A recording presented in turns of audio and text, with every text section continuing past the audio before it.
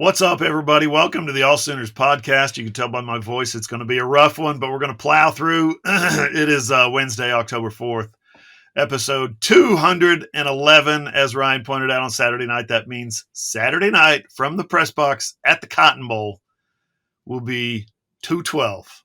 Something's getting ready to change. There's going to be a transformation, as Walter White might say. Episode 212 will be Saturday night. Post-game press conference. That's Ryan Chapman. He's in Moore. I'm John Hoover. I'm in Tulsa. Randall Sweet is going to join us, as he always does, for segment 3, talk a little recruiting. All right, Ryan, let's dig into this game. Sooners 50, Iowa State 20. Wait, you don't want to talk about that one? Did we already wrap that one up pretty good? I think I'm good on that, and I just hope that maybe we can give Randall whatever that I was podcasting under the weather last week. You're podcasting under the weather. It's Randall's turn. Step up to the plate, allergies. That's right. I took some Theraflu this morning, followed by an allergy pill, and this is the best I got. So doubling up. I don't know if more is better when it comes to medicine or more is worse, but we'll see. We'll see how I react. I can't wait. John's actually going to cover OU Texas from like a bubble around him in the Cotton Bowl press box with our chair bolted to the floor. Yeah, the boy in the plastic bubble. Look it up, Ryan. You're young, but look it up. John Travolta's finest work, arguably. I will say this. I said this on Tuesday after the Venables press conference. Assuming I make it, right? Assuming I make it to Saturday. Saturday's game will be my 20th consecutive OU Texas game. I can't even begin to put that into parameters that a normal human being can understand. For me, for John Hoover, to come from where I came from, to go through the things that I've been through, and to be the guy who gets to cover 20 of these things. These are historic events. This is like almost like a presidential inauguration. Instead of once every 4 years, you get it once every year. And to be able to do this 20 times in a row, 20 years in a row, I am purely and literally humbled beyond words. I don't know how to describe it. So I'm kind of blown away, my hair blown back, tripped over myself, hit myself in the face. I can't begin to put into words, as you can tell by how lame that was, how just kind of I'm just blown away. I'm literally, holy cow, 20?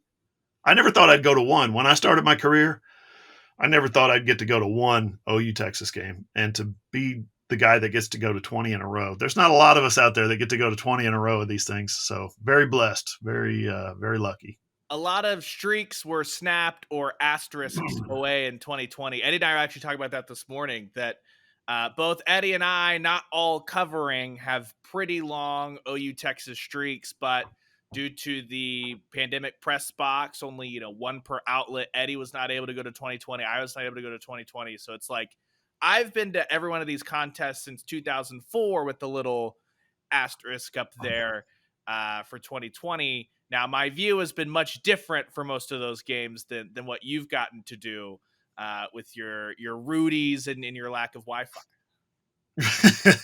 Lack of Wi-Fi.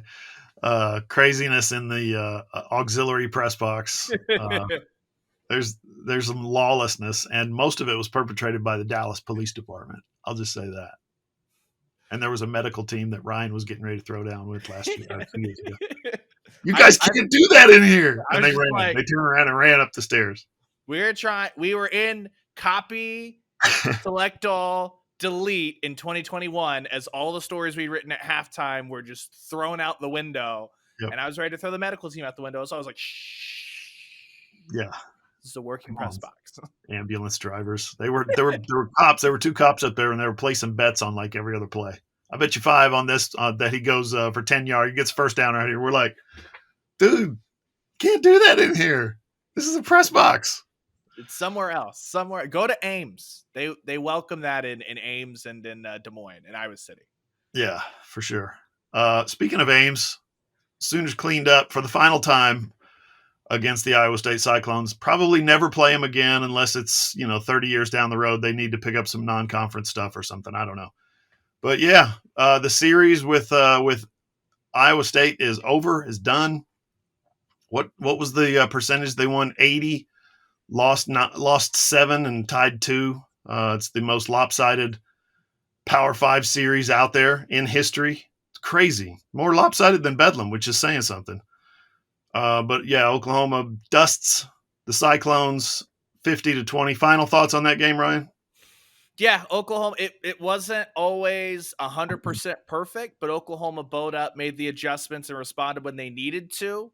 That's kind of been the story of a lot of OU's games outside of maybe Arkansas State, where that one felt about as close to 100% perfect as you could play in a football game. And the good news for Oklahoma is with everything that lies ahead, no one plays a 100% perfect contest in the Red River Shootout. Yep. And it is always about how you respond to momentum swings, positive and negative, how you respond to all the adversity, the environment, the atmosphere. And it's now a string of these games. SMU 14-11, Oklahoma responds 14-0 run. Against Cincinnati, 10-6 is what that gets cut to. OU responds 10-0 run. And now against Iowa State, 21-20. Oklahoma responds, doesn't give up 100 yards the rest of the way, and goes on a, 29-0 run to close that thing. Really, really impressive by the Sooners. And they'll need to be able to adjust on the fly with everything that Steve Sarkisian, this Texas offense, can do to stress you. Yeah, that's my overriding theme from this takeaway from this Iowa State game, is that when things got close, it reminded me of like a heavyweight fight where one guy's like the champ or maybe the top contender, and he's going up. It's supposed to be a warm up fight, right? You got the championship belt is at stake in the next fight. So you got this one as a tune up, right? They're tuning up against Iowa State. Iowa State socks them in the chin like 4 times in a row in a span of about a quarter and a half. And you're thinking, oh boy, this is gonna be bloody, and they're gonna go down to the 15th round, and it's gonna be, it's gonna be a coin toss, because we saw it last year. We saw it a lot last year, and instead Oklahoma backed off, went to the corner, got a drink, got the little sponge on their head, got their eyes clear again, and came out and just knocked Iowa State to the canvas. That was impressive, the way they responded to that, and kept their foot on them the whole way. Didn't let up at the end. Basically, they were trying to pitch a shutout after already having given up 20 points, and that's what they did toward the end of that game. I thought it was impressive. Yeah, for sure. And they'll have to be able to, if you listen to Brent Venables' coach's show on Monday night, the difference in being able to make adjustments this year versus last year, he talked about it, that now that the football IQ is better, now that guys understand what they're trying to do, Brent Venables can step out and ask somebody something after a play, and they might be able to fix stuff mid-drive. But the biggest thing is the time it takes for Oklahoma's coaches to convey, here's what's going wrong, here's what we need to do, has been lessened. Because now, instead of having to sit there and draw everything out every single time, they can make some quick adjustments, go back and forth. What did you see here? This is what we're seeing. You need to adjust this, that, and the other.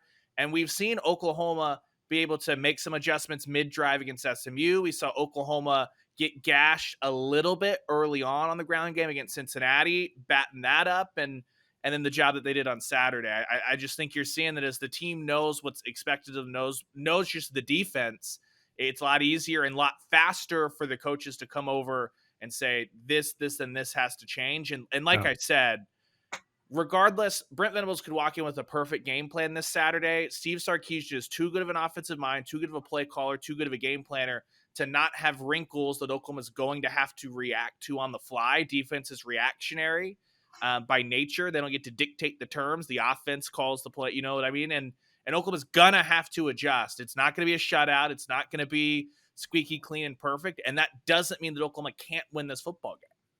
Yeah, I heard Danny Stutzman refer to it on Saturday night, and I asked Woody Washington about it on Monday afternoon after practice, about coaches coming to you mid-game and saying, okay, here's what we're doing. Here's what they're doing. Here's how we're going to counter. We're changing the game plan. Here's the adjustments we're going to make. They're doing something we haven't seen before. They're doing something we didn't expect. We're going to implement this. These are your new reads. These are your new checks. Last year, the defense, the guys just was like, what? What does that mean? I don't understand. How are we supposed to put those in the middle of the game? This year, both guys said, "Oh yeah, when the coach says we need to make adjustments, we know exactly what they're talking about." That's everything. That is everything for this team.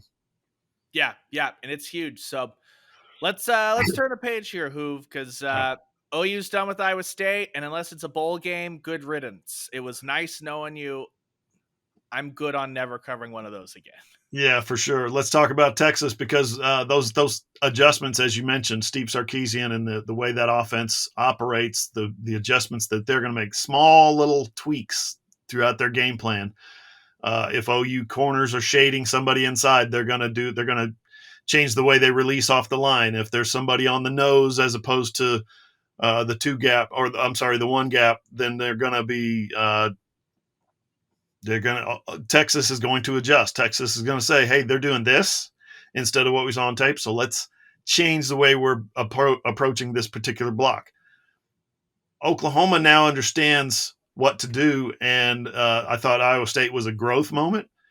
Now you're getting into what it really means. Okay, let's see how much you've grown because you're getting ready to play Texas. And Texas, guys, let's be honest. I know a lot of the viewers and listeners and readers out there hate Texas. That's fine, whatever. Texas is good at quarterback. Texas is very good at offensive line, and Texas is elite at wide receiver. They're also very good at running back, as Jonathan Brooks has proven. They've got talent across the board. They've got good players, and Sark is having a great year. I keep hearing from national writers, national pundits, or whatever saying Sark is an elite play caller. Okay. Sark is an elite game preparer. Okay. I want to see it against a full-strength Oklahoma team on Saturday. Yeah, and I thought that Brent Venables had a different kind of energy this week than like last year. I think OU Texas week probably not the best indicator because I think everyone knew that Dylan Gabriel probably wasn't going to get cleared, and it was in the midst of that kind of stretch of losing 3 straight to start conference play. But you could just tell at times that Brent Venables didn't have as much juice in the press conference, and only in hindsight can you look back and go, was it because he was up all night trying to figure out how to fix this thing on film? Was it because he just knew the guys didn't know what was going on? Like, what was that? This week, I thought maybe the most telling quote of the entire press conference was about who Brent Venables is and what he wants this program to be, is when Brent Venables was talking about Oklahoma has not played up to their best. They've not played their best yet, but you need someone to push you. You need to embrace that challenge to rise to your best. We haven't seen Brent Venables coach his best game as a head coach yet at Oklahoma. That's going to come. Texas is going to stress him as a head coach. Texas is going to stress him as a defensive coordinator, as a defensive mind. And I think that Brent Venables, part of that energy is he knows a team that if they go in there and throw some punches and play their best game, Oklahoma can absolutely win this game. It's the Red River Shootout. Any team can win any year, but especially this year. It's a top 12 matchup, and both of these teams they have paths to victory that are not outside of what we've seen on tape so far this year. Like, they can go in and assert themselves. But I think Brent Venables is also excited to say, okay, they've been pushed at times, but they have not faced anything like they're going to face as far as Texas across the board, what they could do offensively, defensively. And I think Brent Venables is juiced to kind of see what the makeup of this coaching staff and what this team's all about. You just said it. You nailed it. This game is so freaking weird. It could be a shootout. It could be a shootout in the 40s. I think it could be like a 20-13 type of game. I think it could be a blowout. And I'm saying this because I've seen it. I'm not making a prediction. I'm just telling you I've seen it. I could be a blowout either way. Texas gets rolling, Oklahoma gets rolling, the other team withers and dies. We've seen it. So we'll make our predictions on Friday. You guys know we do our staff picks on Friday. So I'm looking forward to I still don't have a feel for this game, Ryan. Do you? How it's going to go? How it's going to unfold? No, I don't. And part of the thing, the weirdness about picking this game every year is that 11 of the 12 games I pick purely based off of what I've seen or what I like in the first couple of games, what I saw last year, and trying to merely project a little bit. And I don't like to go into something and be like, well, we haven't seen Gavin Sawchuk pop off yet, so I'm not going to project a huge day from him. But there are weird heroes throughout the history of this particular rivalry. There are weird moments. You cannot project what's going to happen. Brent Venables and Steve Sarkisian do not know what's going to happen on Saturday, and they know their teams better than anybody else. Like, that is this game. It is college football. It is a quintessential rivalry game. So there are trends that I think are concerning for Oklahoma as far as the history of what this contest is versus what these two teams have done so far. But I'm anticipating a 12-round heavyweight fight. I don't know boxing. Are there 12 rounds in a bout? Whatever. A lot of 10, rounds. 12. Used to be 15. They took 15 out back when I think the Romans used to use like brass knuckles or something. I don't remember. Long time ago. So what you said is 100% accurate. I can predict. I feel confident when I predict any other game throughout the season. This game, every year, I'm like, well, I kind of see it unfolding this way. I kind of see it, happening according to this plan. But I fully understand. Again, I've covered 20 of these in a row. I've put my name on my picks 20 years in a row, and I've probably been right. I feel like I've been right 35% of the time. That's not good. It's not good. It's not, but we'll see it, and we can dive in, and we will here. We have a story that ran Wednesday morning that my overall, probably the thing I keep going back to when it comes to this game, John, is, and head to AllSooners.com. You can read it. I throw out probably every cliche I can think of in the first 100 words. Yeah. It's a rivalry game. Let's throw it all out there. But there's one or two that really apply. And the one for me that's really going to shape how this thing goes, outside of if it becomes a turnover fiesta, those are hard to predict, is who is going to win the rushing game, right? This trend goes back more than 15 years. I just picked 15 years because it's a nice multiple of 5. And I think it represents where the spread offense has really percolated through college football and taken it over. But in this game, over the last 15 years, 16 matchups, remember they played again in the Big 12 championship game, the team that wins the running battle, just who has more rushing yards, is 14-2. Even in the era of throwing the ball all across the yard, whoever wins on the ground generally wins this football game. And so I think you can look at that one of two ways. A, Oklahoma's defense, their defensive front is playing night and day better than what they were at any point last year. One thing that Brent Venables circled was their ground attack, and look at how they performed in Cincinnati.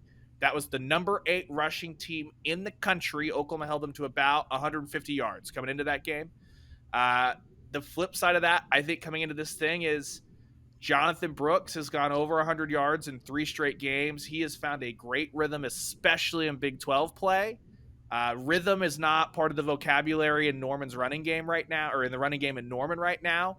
You've had Dylan Gabriel chip in Big 12 play, stuff like that. But both of these teams are pretty good defending the run, but Texas has been better on the ground. So I'm kind of trying to figure out how to get to, how does Oklahoma outrun Texas? One of those options is we see the Javonte Barnes of last year. We see the Gavin Sawchuk that we saw in the Cheez-It Bowl. If either one of those guys shows up, I'd put that up with Brooks for me. Another way is that it's less about what Oklahoma does offensively and more about what they do defensively. If Brent Venables, breaking news, this is not reporting, this is speculation, Brent Venables is going to call this football game defensively. I think that the way that he's talked about being involved and all that, if he has the sense for everything what Sark wants to do and can dial up the run blitzes at the right time, all that stuff, maybe it doesn't necessarily matter if it's Dylan Gabriel plus a 60-yard performance from Marcus Major plus 40 yards from Tawee Walker. If Oklahoma can shut it down or jump out to an early lead and force Texas to abandon the run game and then let this very opportunistic secondary get going, then Oklahoma can do that defensively. But that's the first matchup I'm really looking at to dictate where I'm kind of feeling off who I'll pick on Friday. Yeah, like Brent said, you need to win the line of scrimmage in this game, or at least push and win all the other areas. And I think your statistic, 14 of the last 16, the leading rushing team has won the game. I think for a while there it was like 16 in a row. So going back even further than where you where you started, I think it was like 16 in a row, 17 years in a row, or something like that. It was something insane. So whoever gets the most rushing yards. And one time it was funny. One team was dominating the rushing yards the entire game, and the other team got some late stuff in the fourth quarter. And the other team, I think it was Oklahoma, finished with one more rushing yard, and they ended up winning. It was like, what?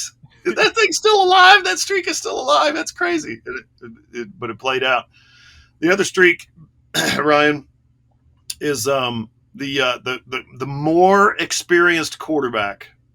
It's not about a first-time quarterback. It's not about a quarterback who, two quarterbacks who have played in this game before, or two quarterbacks who haven't played in this game before. This is about one team having a quarterback who has played in this game before, and the other team having a quarterback who has never played in this game before. There's a similar number there. It's like going back to 1990. I dug this up years ago. Going back to 1990, the quarterback in that situation where one has played before and the other one hasn't, the quarterback with the most experience is like 17-2-1. And that was strong. That was holding strong until Jalen Hurts came along in 2019 and broke it, because Jalen Hurts, as we all know, played in the Iron Bowl. He reminded me, I was sitting on the floor at Kansas in the post-game interview room, which is a tiny little room about half the size of my little office here. We're all jammed in there. I'm sitting on the floor holding up my little tiny camera that I had. And I asked him about OU Texas, and he looked at me like this. I swear, he looked at me like this. I've played in the Iron Bowl. That video took off because, of course, Auburn fans and Alabama fans and Oklahoma fans and Texas fans all watched it. But he was right. He was not the typical first-year starter in the Red River Shootout. He was a guy who has played in SEC championships, played in national championships. I think he can handle the Red River game, right? And he did. He came in and he beat Texas. So statistically, it's an oddity, but it doesn't necessarily fit the mold of those other games. And then in 2020, Spencer Rattler comes out. COVID, right? The exception that was COVID. Spencer Rattler comes out and beats Sam Ehlinger in overtime. So that trend has kind of flattened out a little bit, but it was absolutely, for a long time there, it was the quarterback with the most experience absolutely wins this game. And Dillon Gabriel, maybe he falls in there. He's played South Florida before. He's right? playing civil conflict. The civil conflict. UCF, that's right. UConn. That's right. UConn, Connecticut. That's right. Now, we're having a little fun, but it's going to come down to Quinn Ewers has played in this game before. He knows what he's doing. He's made plays. He's made a lot of good plays this year. And his counterpart, Dillon Gabriel, was in the stadium last year, went through pregame warmups, sat in the coach's box where he said there was a lot less noise and it was very calm and poised in there. It's a different atmosphere, obviously, when you're down on the field. He's going to be in it, guys, for the first time in his career. This is the biggest game of Dillon Gabriel's quarterbacking career. He has played great so far. I will be very, very, very interested to see how he plays on Saturday against Texas. Yeah, didn't Jalen Hurts put the ball on the turf a couple of times in that game too? They won despite his fumbles. So did Spencer Rattler. Yeah. So even when those guys won, it wasn't perfect. You know what I mean? And something that's made that will continue to make that interesting as we go on is now we're in an era where you can get a guy like Dillon Gabriel who's been through 5 years of college football before he starts his first OU Texas game. So it's really interesting, and Gabriel did get to take in the atmosphere in the pregame, and that's the only time there was any juice on the OU half of the stadium. The only time was when they saw Dillon Gabriel on the field in pregame, potentially warming up. There was a little buzz for about 15 minutes while we were all like, have we been led astray by all of our sources and all that stuff that we're saying no shot, all that. And so that's something that's going to have to happen. But Dillon Gabriel has an offensive line that has been great in pass protection. He's got a defense that is helping pace the country in turnover margin. It's going to be really interesting how he balances the fact that we just talked about the running game and how if you just go on paper, Texas probably has the slight edge based off what they've done. Can Dillon Gabriel find a way to play within himself? Because he talked about, he gave a great interview on Saturday after the game against Iowa State about how he's really embraced just having fun and trying to not make that moment too big. And I think that kind of applies to in the Cincinnati game. He had a bad start, and it was the offense. It wasn't just Dillon Gabriel. And there were not many times a year ago where Dillon Gabriel or the offense had a bad start and they got it back on track. Think of TCU, even before Dillon Gabriel got hurt. Think of West Virginia. Those were poor starts that didn't really get back on track. Actually, it was more often that either Baylor, they're fine and they start turning the ball over and then it peters out. Texas Tech, they're fine, and then the game tightens and it peters out. Oklahoma State, they have the dream start, and then it just halts, and the defense has to win that one. But in Cincinnati, he found a way to get himself back into rhythm with some short throws, finding Tawi Walker over the middle, and then he was having fun with his team and Nick Anderson, and it seems like Jalil Farouk and those guys make it really easy to have some fun when they get back to the sideline. He's going to have to find whatever pocket of that is this Saturday, because it's not going to be perfect. I would expect both sides to turn the ball over. This game's hinky. It's weird. Like it just is what it is. And no one really wins a perfect OU Texas game. Quinn Ewers last year, for as low pressure and as easy as Texas made that thing look, he still left a lot on the field in his first OU Texas game. It could have been 49-0 at half, much less in the second half. If he hits everything, it's never perfect, no matter, even if it's lopsided in a blowout. Here's my prediction. I don't know, not prediction. Here's my analysis, my game analysis. Oklahoma's going to have to stop the run. You can't let them run the ball down your throat. And they're going to have to make plays in the passing game to combat what plays Quinn Ewers and those guys make. If they can't do both of those things, then Texas is going to probably have an easy day. You got to do both. You got to stop the run. You got to limit Texas to less than, say, 115, 120 yards rushing. And then, preferably you would want to limit them to 85 or less. I don't know if that's going to happen. But and then you can't give up 60-yard touchdowns on one side and not get them back on the other side. If you give up 60-yard touchdowns from the Oklahoma defense, then you're going to have to, or 90-yard drives, right? Long drives, then you're going to have to get them back on offense. You're going to have to play really good offense to get that stuff back. I'll tell you what we'll do, Ryan. We'll take a break right here.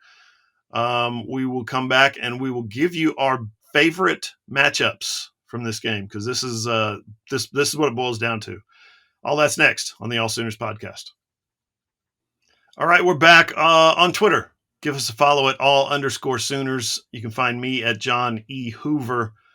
Ryan's at _Ryan Chapman. Follow Ross at Ross Lovelace. And Randall is at Randall Sweet 5. He has his fingers in that recruiting stuff. Don't forget Tim is at Tim Willert 2. That's the AllSooners staff, 5 of us, and we're cranking out the copy. We're cranking out the tweets, the Facebook posts for you guys. The website, of course, is allsooners.com. We are a Fan Nation affiliate, part of the Sports Illustrated Network. Remember, AllSooners is free. No signups, no emails, no passwords, no credit cards, you guys. It's all free at AllSooners. I'll tell you what, I'm super pumped to let you guys know that segment 2 of the AllSooners podcast is presented by Infinite Asset Advisors. I got 2 questions for you. Are you 100% sure that you're going to have a great retirement? Or do you have some doubt? Secondly, if we could show you how to get completely debt-free, including your mortgage, in 9 years or less on the same dollars that you currently spend, would you want to learn more about that? Of course you would. You can at Infinite Asset Advisors. Not only do they help you plan for retirement, but they show you how to become debt-free before you get there. How cool is that? They are experts in financial planning, retirement planning, and even estate planning. So visit their website, infiniteassetadvisors.com, to learn more and book a call with an expert. All right, Ryan, segment 2, here we go. Let's talk about the best matchups in this game. And I don't mean matchups like Dillon Gabriel versus Quinn Ewers, because guess what? Those 2 dudes don't play against each other. It's Dillon Gabriel versus the Texas secondary. It's Quinn Ewers versus the OU secondary. And let's start there. Let's start with Texas' passing game. They've got some really good receivers. And the way we've looked at Oklahoma's receivers this year has changed, obviously, from who's going to lead this team to, wow, who's going to lead this team? You know, it's two different things, 2 different approaches to the same question. I don't know who's going to lead Oklahoma's team and in receptions, yards, touchdowns. I think it was our man Cliff yesterday that posed the question. You've got three different guys leading the team in three different categories. So you've got a different guy leading this team in catches, a different leading the team in yards, and a different leading the team in touchdown catches. Wow, that's hard to believe. That's pretty rare. Texas kind of has that same situation. They've got some big time playmakers on the outside. They've got some guys underneath. They've got some deep guys. And Quinn Ewers is going to, as a friend of mine texted me during the game last week when Iowa State, of all teams, was hitting 57 and 71-yard touchdown passes against the Sooner secondary. He told me that Quinn Ewers is going to be licking his chops. That's the matchup to me, Ryan. The biggest matchup is Quinn Ewers and those Texas receivers against that Oklahoma secondary. Yeah, and in the last 2 years, OU has seen different versions of it, right? In 2021, it was Xavier Worthy going bananas, and they couldn't tackle him, couldn't cover him, all of that. Last year, Worthy was pretty quiet, not because Worthy played poorly, but because Whittington was an absolute monster. But for me, there's one guy that OU, I don't know they have an answer for, because there's not many people in college football that have an answer for him. Your best tight end in the country is Brock Bowers. He plays for Georgia. He's insane.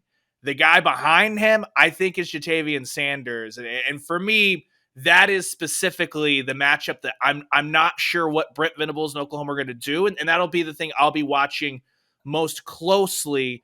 Is it Deshaun McCollum? We saw Kendall Dolby rotating in at Cheetah. Are those guys going to go line up straight up across from Sanders? Is it hey, Kendall Dolby, who came in the obvious passing situations, plus now you're sitting Billy Bowman or Reggie Pearson across from him to give him some extra help? Is it linebackers dropping into coverage as he hands over the middle of the field and zone? Like, what does that look like? Because Sanders was uncoverable last year. He got a couple of touchdowns. Whittington, I think, ended up with more yards, but Sanders was the one that was killing Oklahoma early. Now, he is day-to-day per Steve Sarkisian on Monday, but Steve Sarkisian said he got rolled up on against Kansas. It was not structural. I would be stunned unless there's a major setback that we're not going to get to know about if Sanders doesn't give it a go. And I think that's the big one, because Iowa State, they don't have the talent that Texas has. They don't even have the offensive mind that Steve Sarkisian is, John. But they did do a lot of window dressing, pre-snap motions, things like that. And they had that success early on. Oklahoma was able to batten it up. But if you let Quinn Ewers get into rhythm, if you let Texas score on 4 straight drives, I'm going to project that if Texas scores 20 points on 4 drives, you're not going to hold them to under 100 yards the rest of the way. Yeah. You want to get on Quinn Ewers early with that pass rush, which is another matchup we can talk about, mainly so that he doesn't have the time to let Xavier Worthy beat the defense, or he doesn't have the ability to see a clean picture and find Jatavian Sanders. Quinn Ewers is averaging 272 yards per game through the air, 10 touchdowns, 1 interception. He's been extremely efficient, 66% completions. And the reason he's been so efficient, he's a good quarterback, but he's got great receivers, man. Xavier Worthy leads the team with 26 catches, 345 yards. He's only averaging 13 yards a catch. He's a deep threat. He is one of the ultimate deep threats in college football, but he's only averaging 13 yards. They've changed the way they get him the football. They get him a lot of underneath stuff like they tried to do, or like they did against Oklahoma in 21 when he takes the first play of the game as a screen and goes 75 yards. His longest catch so far has been 44 yards. A.D. Mitchell, 22 catches, is next with 321 yards, 4 touchdowns. He leads the team in TD catches. Jatavian Sanders, 5 games, 13 catches. He's leading the team, basically. He's averaging 21 yards per catch. That's your tight end. Deshaun McCulloch's going to have his hands full when he covers him. The Reggie Pearson, Peyton Bowen, Billy Bowman, those guys are going to have their hands full when they catch him because he's a mismatch. He's a physical mismatch. But you could say that with a lot of those guys. I'm looking forward to seeing what Oklahoma's corners do, because those guys are playing. I don't know what Kenai Walker's health status is, but those guys are playing extremely confident right now. The corners I'm talking about, not the safeties, but just Woody Washington and Gentry Williams and Kenai Walker. And, you saw last week Kendall Dolby coming on blitzes, getting his hands on footballs and stuff like that. They're playing at an extremely high level of confidence right now. The challenge is laid out before those guys. Here's the guys that you're going to have to stop. Here's what they've done. Here's their body of work. Now go do it. I trust Woody Washington, right? Because he kind of had his breakout against Texas. Was it 3 years ago now, 2020, when he was leaping up and catching that ball in the end zone? Or was that 21? I can't remember. But I talked to him this week, and he's like, I actually talked to him last week, and he's like, yeah, I feel like I'm playing it at a very high level. And I feel like that Texas game a couple of years ago kind of launched me into that trajectory. My words, not his, but that was the essence of what he said. And then you throw a guy like Gentry Williams in, who, when you watch him play, extremely high confidence. Why, Ryan? This is his first year as a starter. Why is he so confident? I don't get it. But that's an extremely important matchup. I think I've said the word extremely like 8 times now. Very important matchup for the Oklahoma secondary. Well, and Gentry's been really, really good at identifying little swing passes and bubble screens, shedding a block, and then tackling. And how did Xavier Worthy house the first play from scrimmage 2 years ago? Because they couldn't tackle him behind the line of scrimmage. He gets just a quick ball. It's meant to be an easy pass to get Casey Thompson in rhythm, and you look up and suddenly the Longhorns are up 7-0 because Xavier Worthy outran everybody. So that one is going to be absolutely massive. Gentry has been so good about that so far. What in the world? Oh, this is the national test. You got to experience it. I forgot. It was every phone in America is supposed to have that test on it. I saw Red Dirt Sport, our good friend, point out there's a lot of people with prison phones that have suddenly they're going to get got by this national test. So I'm glad you got to experience it live here on the AllSooners podcast. But on the podcast, no extra charge for the alert on the podcast. No, not at all. But Gentry's been excellent. He hasn't had to line up against someone as talented in the open field as Xavier Worthy. He hasn't had to, if he's the one that's shooting the gap and having to bring down Jatavian Sanders, that's a big guy that's very, very fast, but also great at breaking tackles. This is the ultimate test. If you're tackling an open field and you do a really good job of that, you're going to have success defensively in OU Texas. Okay. And Jordan Whittington, who I think is a fabulous receiver, and he's put out some really tremendous individual single game efforts. He's only got 12 catches on the year. 12 catches. So, there's more ahead for him for sure. So that's something that Oklahoma's – that's not – boy, you wouldn't want – you cover Xavier Worthy and you cover A.D. Mitchell and you cover J.T. Sanders, and then all of a sudden here comes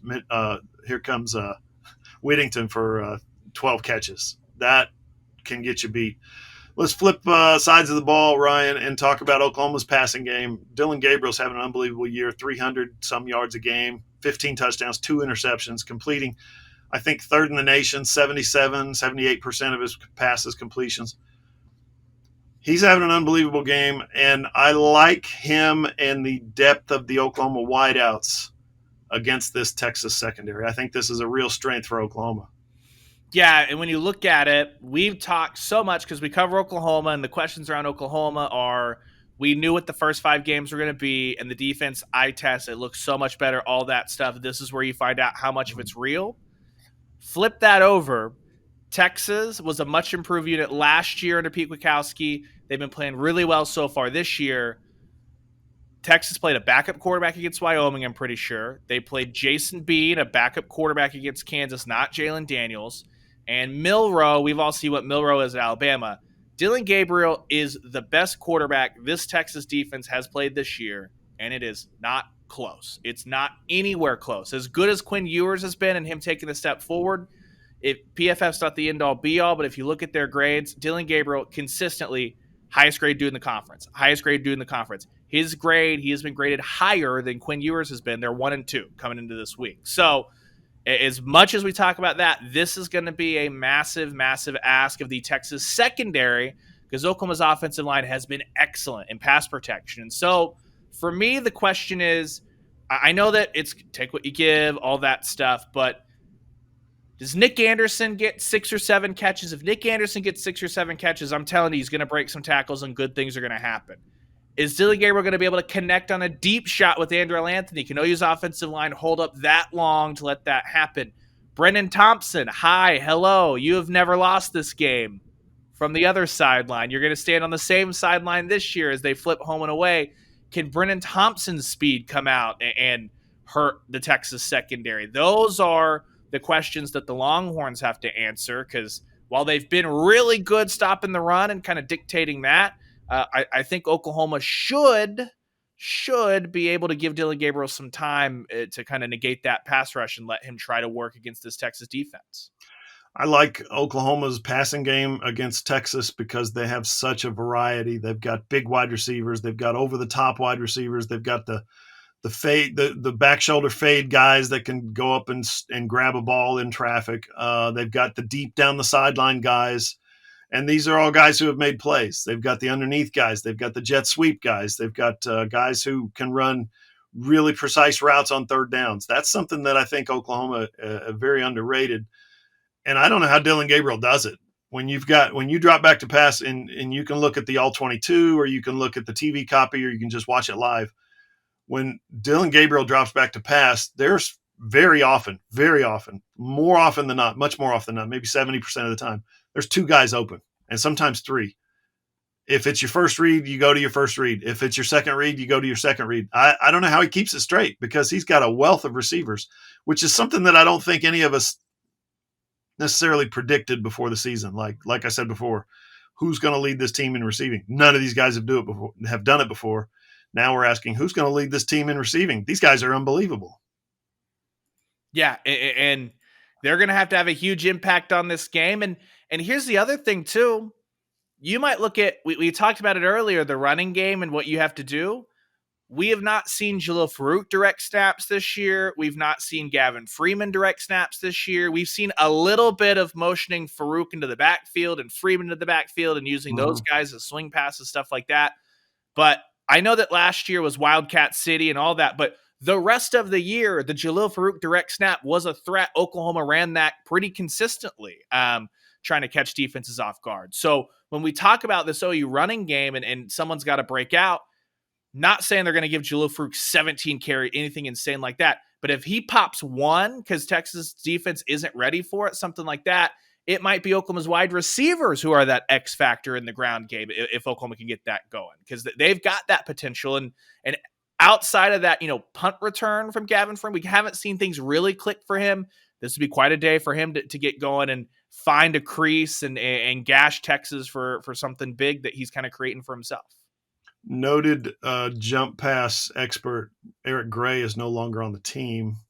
Noted Wildcat quarterback expert Braden Willis is no longer on the team. Those guys are making real money up in the NFL, right? So remember the success that Oklahoma had with that, and it was success born out of the fact that they couldn't do anything else. Do you think Jeff Lebby dusts some of that off, knowing that he might have an exposure here or an advantage there, or hey, we can scheme this one or two plays near the goal line here? Not Jackson Arnold. That's gone. That's dead. That's in the ground. But so running a Wildcat type thing, you think that could pop up this week? Maybe not near the goal line, because Dillon Gabriel's actually been Oklahoma. He's been really effective. He's got 3 rushing touchdowns in 2 Big 12 games. So I think that you'll see Dillon Gabriel, but as on a random 2nd and 1, like if you can catch Texas defense off guard, and if you block it up, worst case, you're hoping that surely Jalil Farouk could take a direct snap randomly and get you 2 yards to get the first down. And maybe if you catch him way off guard, it hits for something that's a lot bigger and a bigger chunk play and kind of a safer down and distance type thing. Because I wouldn't put any of that past Jeff Lebby. Because again, like I said, we saw a lot of elements of that the rest of the year, even once Dillon Gabriel was back in the lineup in 2022. What kind of arm you think Tawi Walker's got? I hope it's better than his top speed, because he's been the most consistent running back for Oklahoma. But it's got to be better than the top gear. Watching these guys in practice, it just popped into my head. Like we got to watch them in spring and watch them in the fall. Marcus Major could throw the football a little bit. I watched him play catch. I watched him, throw it back to the quarterbacks in the pass game and stuff. He can sling it. So sorry if I just popped a secret that the Texas defensive coordinators are going to be watching the AllSooners podcast, I'm sure. Was it Willis who threw to Major at Nebraska? Because didn't Major catch the trick play at Nebraska? Was it Willis who threw it to Marcus? Yep. Yep. Yeah, he's gone. That's on there. Can Blake Smith throw the football? We'll find out. Ooh, I don't think I'd go there. I don't think I'd give the tight ends a single snap, frankly. No, it's gonna be tough. How about this, Ryan? Best player on the field, either team? That's a good one. We had a pretty spirited discussion this morning on if Stutzman or Ford's the best linebacker in the conference. Yeah, I say Ford. I think that those two through 5 weeks are top 5 butt kiss finalists. Yep. I would take Ford just because I think he's a bit more athletic, because he's got all of the play recognition, all that stuff. Probably for me, Worthy or Ford. Worthy or Ford. I would say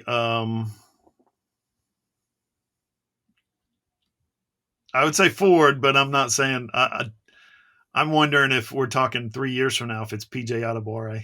Yeah, well, I think that first off, if we're drafting, I think that Danny Stutzman goes in the top 5 of that draft. You know what I mean? Like if we're going back and forth, I think if we're drafting, both quarterbacks come off the board pretty quickly. John, I'm not sure that Peyton Bowen isn't someone that I would be like, I want that guy on my side right now. No, I agree. I agree completely. Jalen Ford right now leads the team in tackles for loss, 2 interceptions.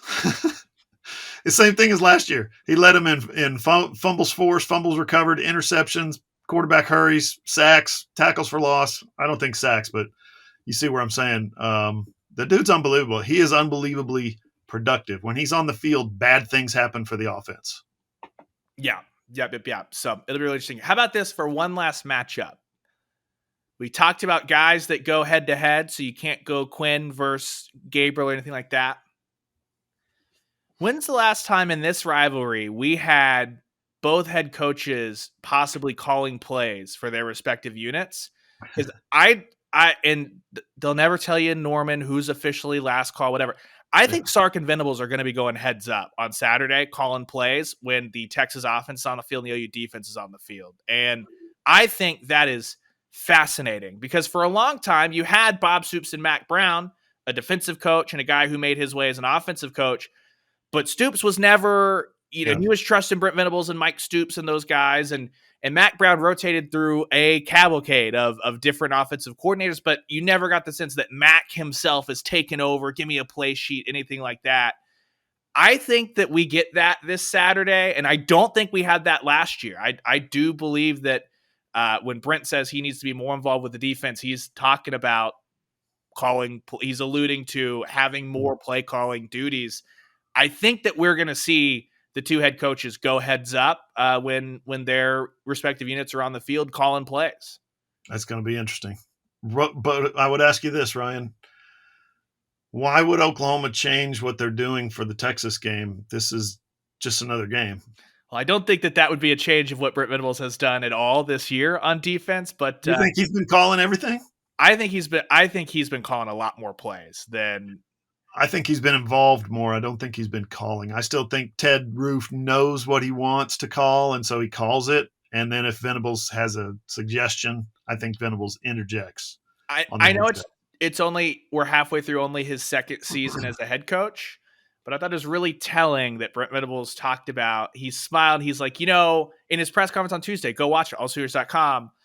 He's like, coaches aren't immune to having bad series too. And he's immediately like, the thing I would want to avoid is putting us in a bad play call on first down. Then you're sitting there. You don't want to have that kind of self-talk as a play caller. I don't think he's that far removed from calling plays himself. The way that they've been calling it in and moving faster, I believe in my heart of hearts, and this is not a report. This is not anything.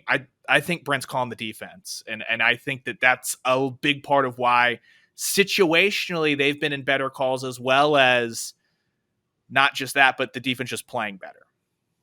Well, Brent is also calling who gets to talk to the media this week. We made mention of it on the press conference wrap yesterday, but I want to dive into it a little bit here, Ryan.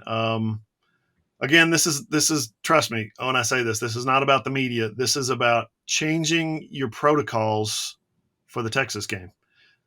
2 weeks ago, we got 16 players to talk to, right? And a week before that, we got 2 coordinators to talk to. Now we haven't gotten coordinators in 2 weeks, and the players made available to talk to the press this week amounted to a grand total of 4. So we go from 16 to 4 in 1 week. We went 16 2 weeks ago, 13 last week. I counted 13. Up 4 right, on Monday. It was 6 and 7, last week. It's been between 10 and 16 pretty much every week of the regular season. Right, and now this past week it was 4. I get the feeling it's going to be back to 10 to 12 next week. So the question is, if this is just another game, which we all know it's not, but you're going into the Texas game, Brian, and you're changing what you do specifically for the Texas game. Word is that, you don't want guys saying inflammatory things. You don't want guys providing any bulletin board material. I totally get that. But then you're saying it's okay if you say inflammatory things or careless things or bulletin board material when we're playing Iowa State. Just don't do it against Texas. And if you can't not do it against Texas, I don't think I trust you to speak to the media this week. You're basically telling your players that you don't trust them to be responsible enough to not say something stupid.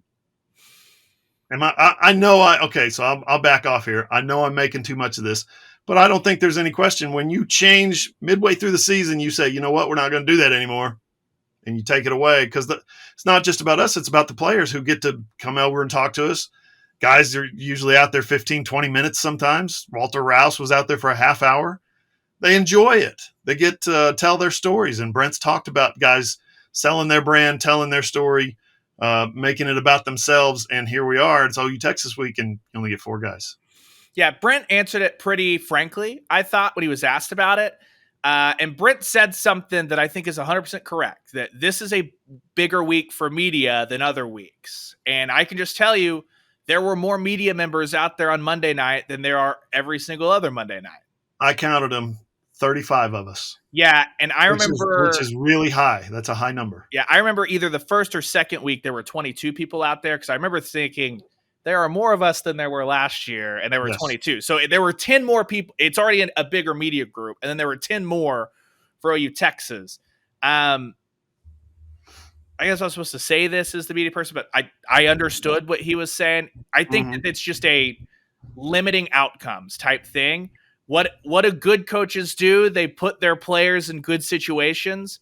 When there's way more media members, guys that you haven't seen before, guys that you're not comfortable with, the guys you don't talk to every single week, I think Brent Venables is putting his players in he's trying to limit the bad situations, the bad outcomes that could come of that. And I know that, and George Stoya asked him, like, you say this is like every other week, and then you do that. But here's the thing. Brent Venables talks about preparing every week like the opponent is a nameless, faceless opponent. And that's what he says. I would like to play, how Key and Peele did the anger translator. I would like to be coach speak translator for Brent Venables if he'll allow it. What Brent Venables would like to tell Oklahoma, and he can't, is I want you guys to prepare. I want you to watch film, and I want you to practice every single week like we're playing Texas. Getting up for Texas is not the issue. It's getting up for Iowa State. It's getting up for Tulsa. And that is why you have that coach speak. I don't think he's worried about them treating this week any different, because they're trying to foster an atmosphere where they practice every week like they're practicing for Texas. They're playing Texas this week. Now I just think they're trying to limit some of the outside stuff that he can't control, which is how many media members are there? What questions are they asking? That kind of stuff. Yeah. No, I think that's well said. I think that's very well thought out, very well said, because one of the things that he, in answer to my question about having to rely on so many newcomers for a game where the emotions are ebb and flow, back and forth. And how do you survive that when you've never been in it before? He said, we try to replicate that in practice, that intensity, that focus every day in practice. So what you're saying is correct. He's trying to cultivate, make it second nature for guys to understand this is how you prepare. Remember what we did for Texas? Remember this? Having said all that, last year was 49-0, and they went in and they changed the game plan, and they were going to go with Booty, and Booty got some kind of infection, and then they had to switch it up, and they went with the Wildcat, and they practiced the Wildcat all week. Remember that? It's like, wait a minute, where the heck did this come from? So a little bit of mixed signals there, I think, from Brent Venables, but it's all going to come out in the wash on Saturday, 11 a.m. ABC. The primetime spot is not the primetime spot, but just the primetime team is going to be there. Herbie's going to be there. It's going to be the best game of the week in college football. And it usually is, whether they're ranked and College Game Day is there or not. It usually is the best college football game of the week, or one of the most intense. I can't wait to get some corn dogs pregame. What are we talking, like 8:30 in the morning? We're going to be splitting, double fisting some corn dogs? Yeah, usually. That's when the AllSooners company card comes down, which is just the John Hoover personal card for the coupons for the Fletchers. Yeah, can't wait. It's going to be fun. 20 in a row for me. Unbelievable. And it's not just Fowler and Herbie and Holly Rowe. It's not just College Game Day. SEC Commissioner Greg Sankey will be in attendance at the Cotton Bowl. He will be the only conference commissioner in attendance. What? Stunning. Yormark's not going to be there? What? He's got to go to the Butt Bowl. Baylor and Texas Tech are playing. So I'm pretty sure we talked about on the podcast last week where Yormark, we made the prediction that Yormark wasn't coming. Shout out Brett Yormark if you're watching, which obviously you are, if you're watching the AllSooners podcast. How do you feel about that, Ryan? That Sankey is there and Yormark is not? It's a weird back and forth. You're the commissioner of the Big 12. You only have 2 ranked teams. You're on College Game Day and you're not there. Seems kind of weak. But Texas sure doesn't want him there. OU doesn't want him there. This is more of a City of Dallas festival event than a Big 12 event. Like, the City of Dallas is the ones that put on the Cotton Bowl and all that. You know what I mean? Like, and he'll have to watch these 2 teams play in December anyway. So I don't know why he would want to attend 2 OU Texases when he can just get booed at 1 this year. As a commissioner, I mean, this is one of the things that you live for. OU Texas, the rivalry. And he's just being petty and saying, I'm not going to that game. Well, he lives for Kansas and Iowa State at Hilton because he likes basketball, which is fine. He's just not a serious football commissioner, which is why he had no idea how to answer the recruiting questions at Big 12 Media Day. And is the Butt Bowl in Lubbock? Say what? Butt Bowl's in Lubbock this year? I think so. Because all he's got to do is drive across town. And there's your big game of the week, national game of the week. You would think. I think that it's just easier for all parties. That OU and Texas are like, yeah, we would prefer you not to be here, and Yormark's like, cool. Good stuff, Ryan. Always appreciate you, man. Absolutely. We'll see you guys. Oh, by the way, allsoftball.com has fired up once again, unintentionally. Last week, we had the Mary Nutter preview. Oklahoma's starting the season out in Puerto Vallarta, so I need to get my passport. Yeah. Need to get that all done and dusted. They've landed recruits left, right, and centers. Just go to allsooners.com, hit the softball tab. You've got some softball cooking, and we'll have to start the battle series next week as weather has scrapped the October 4th debut of the battle series out at Marita Hines. All Sooners, all softball. You got it. Thanks, Ryan. Absolutely. We'll see you.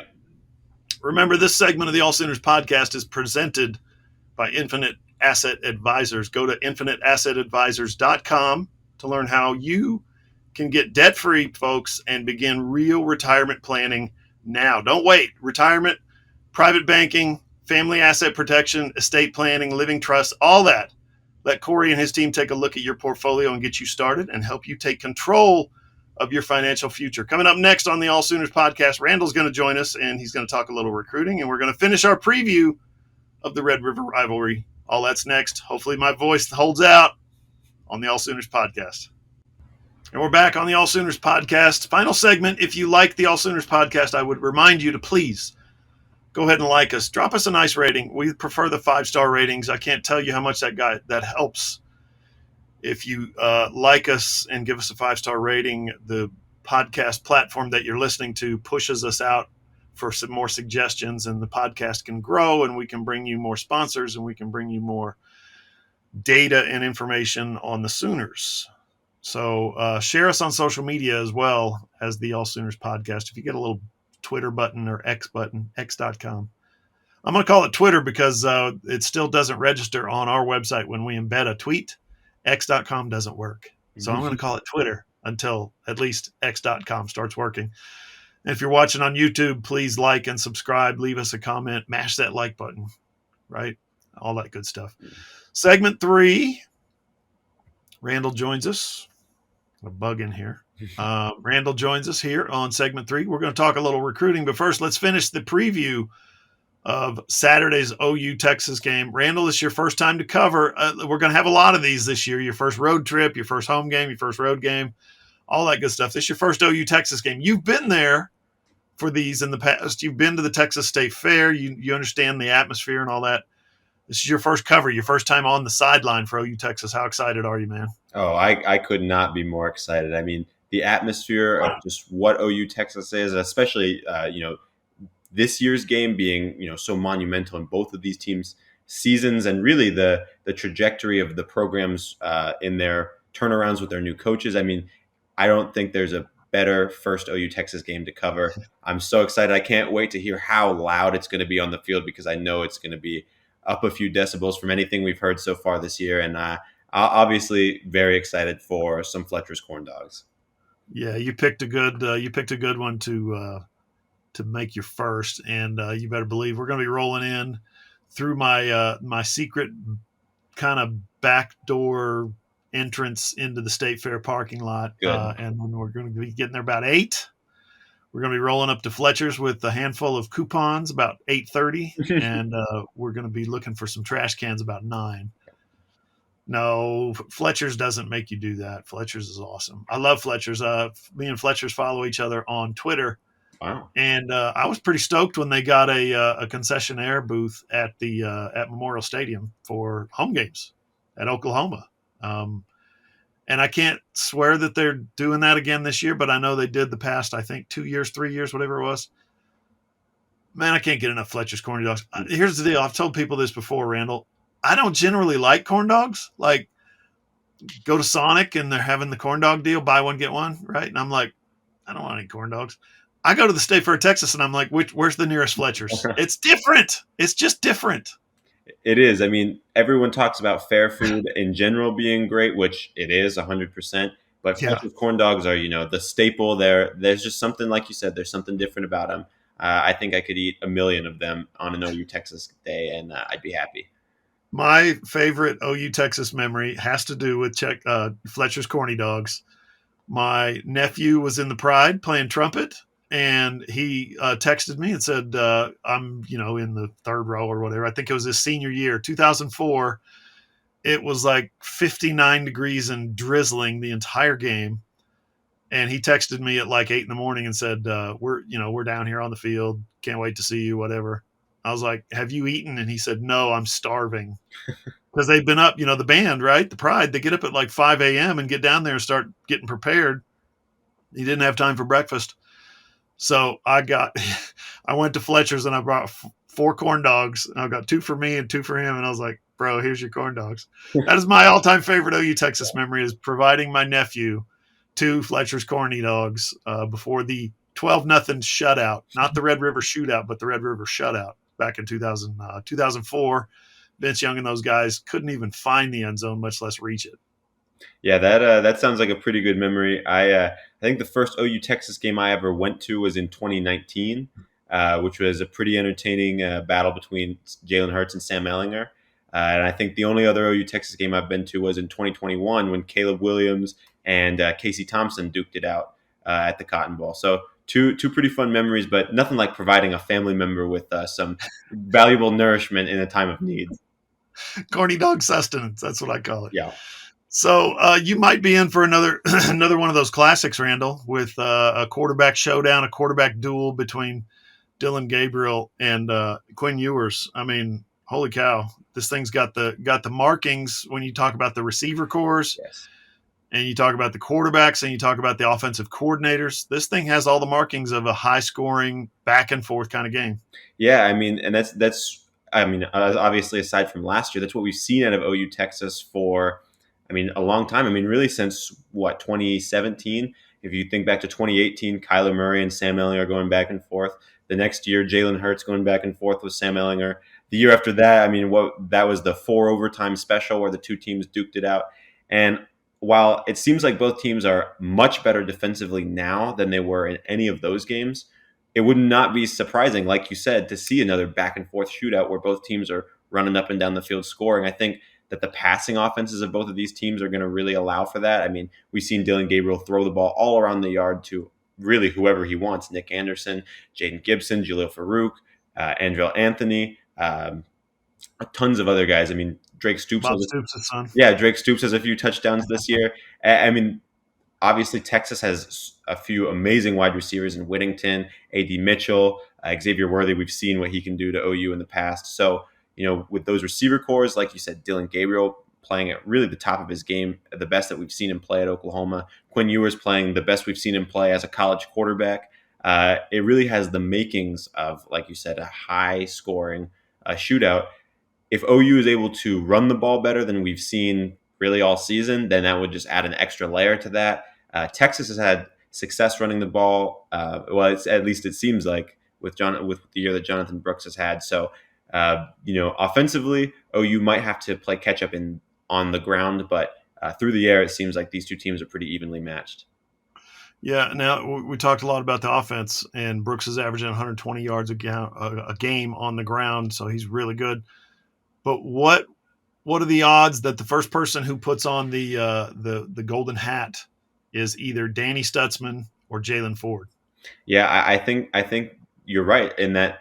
I know I just got done saying this is going to be an offensive showdown, but it feels like right now Stutzman and Ford are the two best players on their respective teams. I mean, Jalen Ford's been one of the best defensive players in the country by far, and I think that you could make the case for Danny Stutzman being one of the best linebackers up to this point in the country this season. I mean, these two have generated takeaways.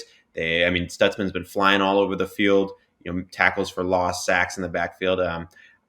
I think that those two guys, the way they play is going to be very important. And even if it is an offensive showdown, if those two guys are able to, generate at least a few stops, maybe a few turnovers for their defense, then I think that that's really going to be the team that has the edge. If Danny Stutzman has another pick six like he did against Tulsa, or Jalen Ford forces a few more interceptions himself, I think he has something crazy like 8 turnovers in the past 10 games, or I might be misremembering that stat. But if those two guys are able to force turnovers to kind of get going, then I think that's going to be a really good indication of who's going to win that game. Yeah, I'm with you on that.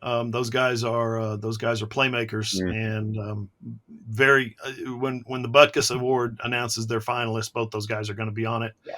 That's my prediction. Let's talk some recruiting, Randall. Sooners got another commit yesterday, and holy cow, it's the first commit of the 2026 class, and holy cow, it's a running back. Yeah. Marco Murray's still doing that work.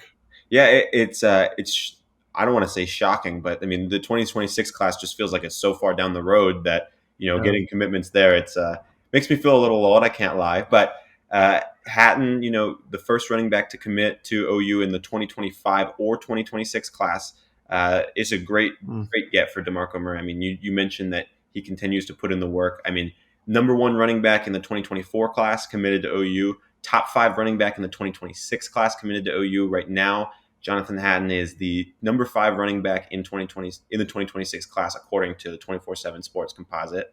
This is a guy who's a top 70 player in the 24/7 Sports Composite, so he's very highly thought of, a speed demon in the backfield, which again fits with a lot of what OU likes on offense. I mean, Gavin Sawchuk is also kind of that really fast, versatile running back out of the backfield. But again, Hatton it was a bit of a shock for not only us in the recruiting world, but from what I heard, it was even a shock to some people inside the program. And you and I talked about it. When you get a commitment from a player that's this young, it does raise the question. A sophomore, right? A sophomore in high school. This kid's 15, 16, maybe. It does raise the question. To what extent does he understand or know about the Brent Venables visit and commitment policy? And so that was our first question. But it seems like, according to to Jonathan, at least he's aware of it, and that he said he's seen all he needs to see, which again, being so young, time will tell if that remains true. But at the moment, you have to like what DeMarco Murray is doing and what the Sooners were able to do, going out and getting a commitment from a high level player who plays at Cibolo Steel, a very, very high level program in Texas. I mean, if you follow Texas high school football, you know Steel is year in, year out one of the better programs in 6A in Texas. And there's other guys on the team that OU's interested in that have offers from the Sooners in the 25 class. And so I'm sure that that OU, that DeMarco Murray, Jeff Levy, those guys are not going to let up. They're not going to now that Hatton's committed, they're not going to forget about him. They're going to maintain that relationship. And if they are able to keep him on board in that 2026 class, that's a fantastic start in that recruiting class, because again, you're getting a 4-star, one of the top 70 players, top 5 running backs in the class. It's hard to ask for much better than that when the guy's 2 years out from even being a senior in high school. Yeah, that's a good start for DeMarco Murray and those guys. The 26th class, Nebraska, yes, Vanderbilt, Baylor, and Texas Tech are his offers. He's going to get more, obviously, now that Oklahoma has offered. Yeah. He visited last weekend. Do you know? Yes, he was. So I should have mentioned that he came to Norman this summer for the Brent Venables Elite Camp in June. That's where he picked up his offer. So he'd only played 1 year of high school football. OU saw him in film. OU saw him at camp, and they knew that this was a guy. They identified him as a guy that they wanted really early. And which also to me tells me that his character, they were able to, at the camp, they were able to see how he interacts with other high school athletes, how he interacts with coaches, and that really aligned with what with OU's values. So I think that's an important aspect too. But he picked up the offer at the Brent Venables camp, came back to Norman next month in July for one of the Sooners recruiting events that month. And then last weekend was on campus when OU took down Iowa State, which again, we talked about they haven't been able to get the rushing offense going, but they did put up 50 points on a team that is, been one of the better defensive teams in the conference for, the past 6-8 years. And so putting that performance on display, the atmosphere was really lively against Iowa State. After seeing that, it makes sense. Well, it makes sense that this commitment comes on the heels of that, I guess I should say. And also, I should note that his teammate, Royal Capel, 2025 receiver, also from Cibolo Steel, also picked up an offer at the Brent Venables camp this summer, also in town when OU took on Iowa State, posted about it on social media. Seems like he really enjoyed his visit. So that seems like a guy that OU's pulling for in the 2025 class as well. They've already got a trio of talented receivers there. Capel could be another addition. Yeah. Don't put it past Emmett Jones, right? Team rankings right now, Oklahoma's going into the final third of the recruiting calendar. Maybe the final quarter of the recruiting calendar with they're ranked number 6 team rankings according to Rivals, number 7 according to 24/7 Sports, and number 8 according to On3. So there's some continuity there, and I think you can say that Oklahoma's got a top 10 class, probably going to stick with the top 10 class. Yes. They're certainly going to add to it. Randall, a couple of guys who you mentioned visitors at the Iowa State game, there were a couple of high-profile guys, including I made my prediction on the podcast last week that Austin Stogner was going to have a big game against the Cyclones because Devon Mitchell was on I don't know if it was official or unofficial. Don't know what his status is yet in terms of reclassifying, sticking to the rules and all that stuff. So we'll just say Devon Mitchell was on his visit. David Stone was there. Jaden Jackson was there. Quite a busy weekend for the Sooners last weekend. They had a bunch of dudes in the end zone before the game. Yeah, I mean, moving around down there, it was packed. I mean, it was hard to get around with all the recruits watching the team warm up, watching seeing the fan atmosphere, the environment, and again. OU picked a great week to bring all these guys in town. Not only did they put up a lot of points, did they blow out Iowa State, but like I said, the environment was really fun. They were able to show off the cool lighting effects that they have in the stadium. That third to fourth quarter transition light show that they do. The how they drop the lights and bring them back in after touchdowns, things like that. I know that maybe not all viewers enjoy that, but the recruits I know think that that's something that's really cool. And so I know that OU was glad they were able to show it off plenty against Iowa State. You mentioned some of the guys: David Stone, Jaden Jackson, Devon Mitchell, 3 really important commits in that 2024 class. Andy Bass was also on hand.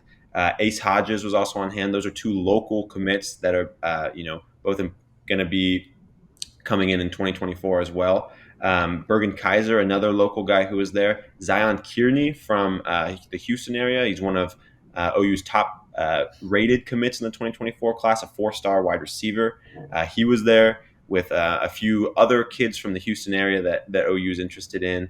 Amori Moore, who's a commit in the 2025 class, was on hand. And then, aside from that, Kevin Sperry was also there. These Carl Albert guys have made their way, I think, down to OU for every home game so far, which for the Sooners fans, you have to think that that's a good sign, knowing that there's, I think, 3 guys on that team who currently have OU offers that are uncommitted. The fact that Carl Albert guys have been at all these OU home games has to at least put OU in a good position with those guys. I don't want to speak definitively, but it seems like they're making some good headway. And again, some other guys: Gus Cordova, who's a 2025 OU offer; Alex Shieldknight, a local kid from Wagner, Oklahoma, 2025 OU offer, both on hand. Javian Osborne, who's another running back offer, I believe in the 2026 class, on hand. Gregory Patrick, who's an offensive lineman in the 2026 class, was there as well. I mentioned Royal Capel, who was teammates with Jonathan Hatton, OU's newest commit, also on hand. And I mean, those are just a few of the names. I mean, there is tons of other guys there. Caden Jones, right? Yeah, thank you. I glossed over his name. Caden Jones was on hand. I mean, these OU made it a point to get a bunch of their offers and commits on hand, see what they had to show off against Iowa State. There's a ton of kids there who don't have offers yet, but who could easily get offers. Some 2026 prospects, some local kids who maybe could be PWOs in the future.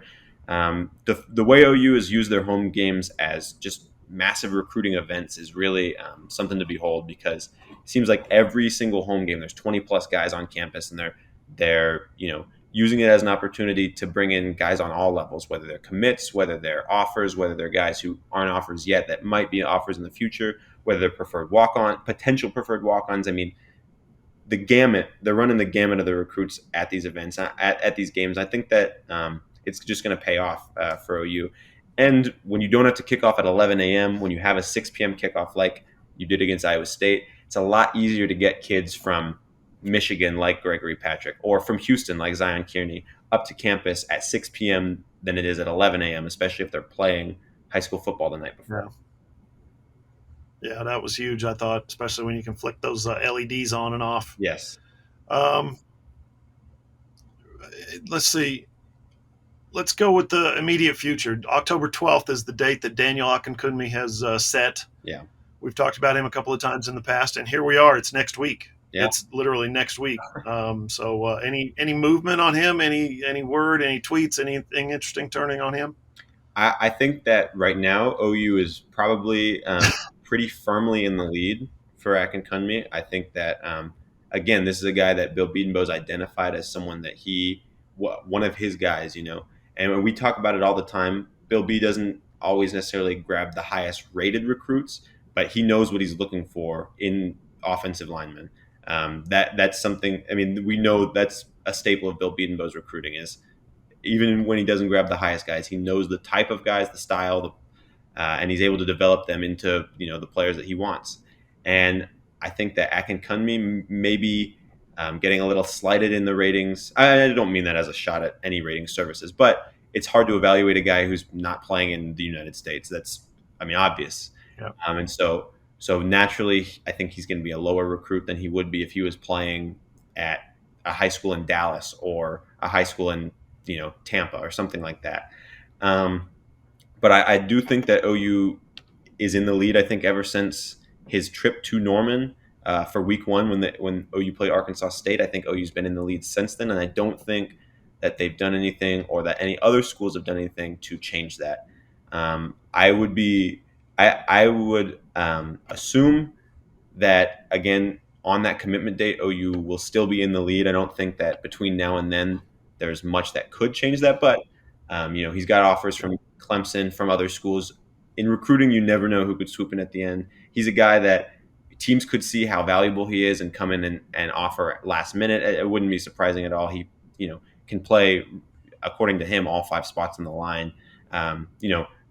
This is a big kid with a lot of potential. So it wouldn't be surprising to see a big school take a chance on him and, him consider that. But I think where everything stands right now, OU's in a great spot to land him on October 12th. So Terry Bussey, number 1 athlete in the country, picking between Oklahoma, Texas, and Texas A&M. He chose last week A&M, which surprised me a little bit. I thought he was going to Texas. Yeah, I think that A&M did a really good job of building a relationship with Terry Bussey. I think that their NIL capabilities are very enticing, especially to a player who's the number 1 athlete in the state of Texas. We know that A&M, that's one area of recruiting that they have an advantage over a lot of other programs, is that not only do they have the NIL funds, but they know how to use it. They know how to put it into effect to get the guys that they want on campus. And I don't mean that as a shot. That's a legitimate recruiting tactic in today's world of college football. Good job, man. Appreciate it. Little advice for you, little OU Texas advice. Don't get too filled up on corny dogs, because after the game, which is, of course, for us, is going to be late. After the game, we're going to go walk the Midway, and we're going to go imbibe some frozen cheesecake and fried Oreos and all that. We're going to do the super sweets at the end of the day, which will help me drive back to Tulsa. Little extra sugar kick. It's going to be a great weekend. OU Texas is always a great weekend. I want to thank you guys for listening. We'll be back next week on the AllSooners Podcast, midweek. Don't forget, Saturday's show is episode 212. You know what that means. You can catch that one and all of our shows on Apple, Google, Spotify, Podbean, iHeart, or anywhere you get your podcasts. If you have an Amazon-enabled device, just say, Alexa, play the AllSooners Podcast. It's also posted on our website, allsooners.com. Just click on the player and listen on your phone, your tablet, or your computer. And all of our shows are posted over on my YouTube channel, John Hoover Media. For Ryan Chapman, for Randall Sweet, I'm John Hoover. See you guys.